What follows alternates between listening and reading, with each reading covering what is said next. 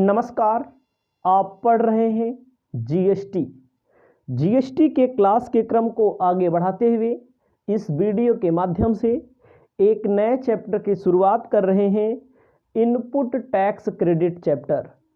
Input tax credit chapter में कहा गया है, ध्यान देना है, इनपुट टैक्स क्रेडिट चैप्टर का नाम लिख लीजिएगा आप अपनी कॉपी में। आपको स्क्रीन के माध्यम से हम जो जो इम्पोर्टेंट टॉपिक हैं बता देते हैं, इसे आप लिख लीजिए। पूरा थ्योरिकल है, ज़्यादा लिखेंगे टाइम ज़्यादा खर्च होगा, इसीलिए मैंने सोचा है पूरा का पूरा टॉपिक आप अपनी कॉपी में ऐसे लिखते चलेंगे। तो सबसे पहले आपको समझना है जीएसटी के अंतर्गत, हेडिंग आपको दिख रही है, लिख लीजिए। जीएसटी के अंतर्गत इनपुट टैक्स क्रेडिट क्या होता है। इसमें कहा गया है इनपुट टैक्स क्रेडिट जीएसटी व्यवस्था की रीढ़ की हड्डी है। जिस प्रकार हमारे शरीर में रीढ़ की हड्डी का बहुत बड़ा महत्व है, बिना रीढ़ की हड्डी के कोई व्यक्ति चलने फिरने में असफल होता है, चल फिर नहीं पाएगा, उसी प्रकार जीएसटी में इनपुट टैक्स क्रेडिट रीढ़ की हड्डी का काम करता है। रीढ़ की हड्डी का काम कौन करता है? जीएसटी में इनपुट टैक्स क्रेडिट रीढ़ की हड्डी का काम करता है। उसके बाद क्या कहा गया है? जीएसटी माल मतलब माल पर लगती है, सेवा पर लगती है, अथवा सेवा के मूल्य संवर्धन पर करारोपण है। मतलब कि माल अथवा मूल्य संवर्धन, माल व सेवा के मूल्य संवर्धन पर करारोपण है। यह इनपुट टैक्स क्रेडिट का प्रावधान है जो जीएसटी को मूल्य संवर्धन कर का रूप प्रदान करता है। जैसे पहले वैट लगता था, वैसे अब जीएसटी लगता है। मतलब जीएसटी क्या है? मूल्य संवर्धित कर का, वैल्यू एडेड टैक्स का एक बदला हुआ स्वरूप है। ठीक है, अर्थात पूर्ति की श्रृंखला में सभी बिंदुओं पर कर का संग्रहण, इनपुट सेवाओं, इनपुट मतलब जो सेवाएं ली जाती हैं, पूंजीगत माल जो स्वीकार किया जाता है, उस पर देना पड़ता है। आपको ध्यान देना है जीएसटी रीढ़ की हड्डी है। उसके बाद कहा गया है मूल्य संवर्धन के कर के स्थान पर जो मूल्य संवर्धन कर लगता था, वैल्यू एडेड टैक्स पहले लगता था, उसी का एक बदला हुआ स्वरूप है जीएसटी। उसके बाद क्या कहा गया है? उसके बाद कहा गया है माल व सेवा पर लगेगा। अगर आप कोई सेवा लेंगे तब जीएसटी आपको पेमेंट करना पड़ेगा। अगर आप कोई सर्विस मतलब सेवा लेंगे तब और माल लेंगे तब आपको जीएसटी आपको पेमेंट करना पड़ेगा। इसको आप जानकारी के लिए रख लेंगे, इतना लिख लेंगे। अगला है इनपुट टैक्स का अर्थ क्या होता है। इनपुट टैक्स का अर्थ क्या होता है? कहा गया है इनपुट टैक्स का मतलब क्या होता, अर्थ क्या होता है? किसी पंजीकृत डीलर को, कोई डीलर हो जो पंजीकृत डीलर हो, माल अथवा सेवाओं की पूर्ति पर वसूल किए गए केंद्रीय कर। आपको पता है माल होगा या सेवा होगी उस पर सीजीएसटी लगेगी, केंद्रीय कर, और राज्य की तरफ से यस जीएसटी लगेगी। ठीक है, उसके बाद राज्य और केंद्र का एकीकृत किया जाता है, इकट्ठा किया जाता है। फिर इनको अगर कोई संघ प्रदेश है तो उसके लिए कहा जाता है यूटी जीएसटी, इसे इनपुट टैक्स कहा जाता है। इनपुट टैक्स का मतलब होता है CGST, yes GST, UT GST, सब कुछ इकट्ठा कर दिया जाता है, उसे कहता है इनपुट टैक्स। इसमें रिवर्स चार्ज के अधीन चुकता कर एवं माल के आयात पर चुकता कर भी शामिल होते हैं। जो भी टैक्स आयात पर लेने पर, आयात मतलब खरीदने पर, मंगाने पर, खरीदने पर, परचेज करने पर जो जीएसटी होती है उसको शामिल किया जाता है। ठीक है, परंतु कंपोजिशन स्कीम के अधीन चुकता कर इनपुट टैक्स में शामिल नहीं है। कंपोजिशन के अंतर्गत शामिल नहीं होता है। तो इतना आप लिख लेंगे, ये आपका पहला टॉपिक कंप्लीट हुआ, इनपुट टैक्स का अर्थ। ठीक है, बहुत जरूरी है। अब आपको दूसरा टॉपिक, इसमें नेक्स्ट हेडिंग आपको मिल रही है, आपके सामने ही रहेगी हेडिंग, और कहा गया है input tax credit ITC। Input, I मतलब इनपुट, टी मतलब टैक्स, सी मतलब क्रेडिट का अर्थ क्या होगा। आपको आगे ध्यान देना है, इनपुट टैक्स क्रेडिट का अर्थ क्या है, ITC का अर्थ क्या है। तो इसमें आपको ध्यान देना है, पूरा का पूरा टॉपिक जो दिया है उसको अच्छे से पढ़ते हैं। पहले कहा गया है किसी पंजीकृत व्यक्ति द्वारा माल सेवाओं की आंतरिक पूर्ति पर चुकता इनपुट टैक्स क्रेडिट ही इनपुट टैक्स क्रेडिट कहलाता है। कोई भी पंजीकृत व्यक्ति द्वारा, किसी भी पंजीकृत व्यक्ति द्वारा, चाहे माल हो चाहे सेवा हो, आंतरिक पूर्ति पर चुकता इनपुट टैक्स का क्रेडिट ही, इनपुट मतलब जो टैक्स वसूली होगा, इनपुट टैक्स क्रेडिट कहलाता है। समझिएगा, माल अगर और सेवा की पूर्ति की जा रही है, पूर्ति मतलब बेचा जा रहा है, तो टैक्स जिसको बेचा गया GST के रूप में वसूल किया जाएगा, इसे बोला जाएगा इनपुट टैक्स क्रेडिट। उसके बाद कहता है पूंजीगत माल की पूर्ति पर चुकता कर एक क्रेडिट एक साथ एक ही किस्त में उपलब्ध होता है। पूंजीकृत माल पर जो भी पूर्ति का कर होगा एक ही साथ एक ही किस्त में उपलब्ध होगा, बशर्ते कि पूंजीगत माल का प्रयोग व्यवसाय के लिए किया गया हो। किसके लिए? पूंजीगत माल का प्रयोग व्यवसाय के लिए किया गया हो। यद्यपि इनपुट टैक्स क्रेडिट की व्यवस्था निर्धारित शर्तों एवं प्रतिबंधों के अधीन स्वीकृत होती है, यद्यपि तथापि पूर्ति के अंतिम बिंदु तक निर्बाध चलती रहती है। तो ध्यान देना है कि जो माल का पूंजीगत माल होता है, पूंजीगत माल जैसे मशीनरी वगैरह होती है जो लंबे समय तक यूज की जाती है, उसके लिए कहा गया है इनपुट टैक्स क्रेडिट क्या होगा, अंतिम बिंदु तक चलता रहता है, इकट्ठा ले लिया जाता है इस पर। तो इसको आप लिख लेंगे, ठीक है। उसके बाद आपको आगे बताते हैं।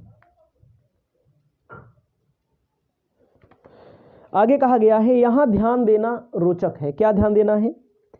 कर क्रेडिट की ग्राह्यता के संबंध में GST विधान में इनपुट पूंजीगत माल एवं इनपुट सेवा में कोई अंतर नहीं है। मतलब कि क्रेडिट ग्राह्यता के संबंध में GST विधान में इनपुट पूंजीगत माल एवं इनपुट सेवा में कोई अंतर नहीं है। यहाँ पर कहा गया है इनपुट टैक्स क्रेडिट का दावा एक बार में ही किया जा सकता है। GST में माल सेवाओं पर कर योग्यता कर देयता द्वारा टैक्स क्रेडिट की ग्राह्यता का निर्धारण होता है। कहा गया है क्रम संख्या 1, 2, 3, 4 कर योग्य पूर्ति के लिए ITC इनपुट टैक्स क्रेडिट हाँ, कर मुक्त के लिए नहीं, गैर कर पूर्ति के लिए नहीं, शून्य दर पूर्ति के लिए हाँ ITC होता है, इनपुट टैक्स क्रेडिट होता है। उसके बाद आपको नेक्स्ट टॉपिक पर ध्यान देना है। नेक्स्ट टॉपिक अपना कहता है, नेक्स्ट टॉपिक तीसरा टॉपिक, हेडिंग डाल लीजिएगा, तीसरा नंबर डाल लीजिएगा आप लोग। तीसरा नंबर कहता है इनपुट टैक्स क्रेडिट की शर्तें एवं ग्राह्यताएं। इनपुट टैक्स क्रेडिट की शर्तें कौन कौन सी है? ध्यान दीजिएगा, इनपुट टैक्स क्रेडिट की शर्तों में पहला है प्रत्येक पंजीकृत व्यक्ति ऐसे कर की इनपुट टैक्स क्रेडिट लेने का अधिकारी है उसने माल एवं सेवा की पूर्ति पर भुगतान किया है, जिसका उपयोग उसके व्यवसाय के लिए किया गया है, ऐसी राशि के लिए इलेक्ट्रॉनिक लेजर में क्रेडिट की गई है। ध्यान दीजिएगा, पंजीकृत जो भी व्यक्ति होगा ऐसे कर की इनपुट क्रेडिट लेने का अधिकारी है। मतलब कि जो माल एवं सेवा की सप्लाई करेगा, पूर्ति करेगा, तो उस पर जो GST होगा उसको लेने के लिए दायित्व दे दिया जाता है कि आप GST वसूल करेंगे, ठीक है। फिर उसको कहा गया ऐसी राशि को इलेक्ट्रॉनिक लेजर में क्रेडिट कर दिया जाएगा, ठीक है। जैसे हमने कोई माल व सेवा सप्लाई की तो हमको GST वसूल करके सरकार को देना पड़ेगा अगले व्यक्ति से, ठीक है।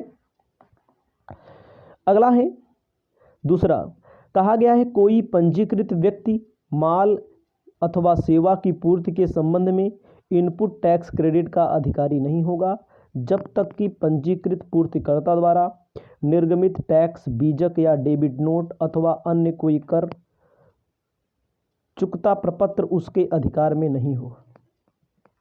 कह रहा है कि दूसरा नंबर कह रहा है कोई पंजीकृत व्यक्ति माल एवं सेवा की पूर्ति के संबंध में इनपुट टैक्स का अधिकारी नहीं होगा जब तक कि वह पंजीकृत पूर्तिकर्ता, मतलब कि जब तक वह पंजीकरण ना कराया हो। कहाँ ना कराया हो? जीएसटी में, तो उसका जीएसटी लेने का कोई अधिकार नहीं है। उसने माल व सेवा प्राप्त कर लिया है, ठीक है। उसके बाद ऐसी पूर्ति पर वसूल वास्तव में सरकार को भुगतान कर दिया है, नगद अथवा इनपुट टैक्स क्रेडिट उपर्युक्त के संबंध में, यदि बीजक में उल्लिखित माल टुकड़ों में किस्तों के रूप में प्राप्त किया गया है, ठीक है। उसके बाद तीसरा है प्राप्तकर्ता क्रेडिट को लेने का अधिकारी तभी होगा जब कि इनपुट टैक्स का भुगतान उसके द्वारा माल अथवा सेवा की राशि के साथ कर दिया गया है। चौथा नंबर क्या कहा गया है? यदि पंजीकृत व्यक्ति के पूंजीगत माल या प्लांट या मशीनरी की लागत के करारोपित भाग पर हराश का दावा कर लिया गया है। मतलब कि पांचवा नंबर, ये सब अपनी कॉपी में लिख लेंगे, ये ज़्यादा जरूरी है आपके लिए।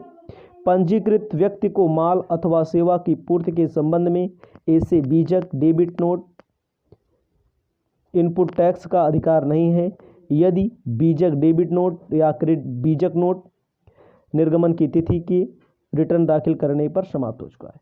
इतना आपको लिख लेना है, एक एक टॉपिक को लिख लेना है। इनपुट टैक्स की टैक्स क्रेडिट की शर्तें क्या होती हैं, तभी इनपुट टैक्स क्रेडिट लागू होगा, जो मैंने आपको बता दिया है। उसके बाद आपको ध्यान देना है पूर्तिकर्ता द्वारा आउटपुट टैक्स का भुगतान। चौथा नंबर हेडिंग डालिएगा आप लोग, पूर्तिकर्ता द्वारा आउटपुट टैक्स का भुगतान कैसे किया जाएगा। इसमें कहा गया है ऐसी पूर्ति के संबंध में वसूल कर, पहला देखिए पॉइंट लिखा है, पहला ऐसे बिंदी रखा है, ऐसी पूर्तिकर्ता के संबंध में वसूल कर वास्तव में सरकार के सम्यक खाते में नगद उपर्युक्त पूर्ति संबंधी इनपुट टैक्स क्रेडिट के उपयोग द्वारा जमा कर दिया गया है। इसका मतलब क्या होता है, फिर समझिएगा। पूर्ति के संबंध में वसूल कर, जैसे कर वसूला गया, हम किसी सामान को बेच रहे हैं और हम वसूल रहे हैं कर को, हम टैक्स को वसूल रहे हैं, वास्तव में सरकार के खाते में नगद जमा करना होगा। हमने आपको सामान बेचा या आपने किसी को बेचा, तो आपको जीएसटी मिला तो उसको सरकार के खाते में जमा करना पड़ेगा, ठीक है, यही मतलब है। यदि पूर्ति के प्राप्तकर्ता द्वारा प्रस्तुत आंतरिक विवरण पूर्तिकर्ता द्वारा बाह्य विवरण से मैच नहीं करते, मतलब आंतरिक विवरण और बाह्य विवरण से मैच नहीं करते हैं, तो जो भी गलतियां होगी उसका सुधार करना पड़ेगा। सुधार करने के बाद सरकार के खाते में जमा करना पड़ेगा, जिससे राजकोषीय घाटा ना हो, राजकोषीय हानि ना हो। तो इसको आप समझ लेंगे, इसको आप लिख लेंगे। उसके बाद आपको नेक्स्ट टॉपिक लिखना है ना, शॉर्ट में दिया गया है चौथा, जीएसटी के अधीन इनपुट टैक्स क्रेडिट। पांचवा नंबर लिख लीजिएगा, जीएसटी के अधीन इनपुट टैक्स क्रेडिट क्या है। कहा गया है आईटीसी के ग्राहता जीएसटी के अंतर्गत पंजीकृत होना चाहिए, माल अथवा सेवाओं का व्यावसायिक उपयोग होना चाहिए, पहला है। फिर आईटीसी स्वीकृत शर्तें, जीएसटी भुगतान के प्रपत्र की उपलब्धता, माल सेवाओं की प्राप्ति, पूर्ति पर देय जीएसटी, सरकार को वास्तविक भुगतान, रिटर्न की फाइलिंग अनिवार्य, ये आईटीसी की शर्तें हैं, ठीक है। ये सब उपलब्ध होना चाहिए। आईटीसी की उपलब्ध समय सीमा क्या होती है? आईटीसी की उपलब्ध समय सीमा कहता है अगले वित्त वर्ष के सितंबर माह का रिटर्न फाइल करने की तिथि, अगले 20 वर्ष की 20 अक्टूबर अथवा वार्षिक रिटर्न फाइल करने की तिथि, दोनों में जो पहले होगा। बीजक का भुगतान, बीजक का भुगतान 180 दिन के अंदर हुआ है हाँ नहीं, आईटीसी स्वीकृत, आईटीसी की वापसी। उसके बाद लॉट्स की प्राप्ति कहा गया है माल की अंतिम किस्त के पश्चात आईटीसी स्वीकृत होगी। ठीक है, इसको आप अपनी कॉपी में लिख लीजिए। आगे नेक्स्ट टॉपिक बता रहे हैं।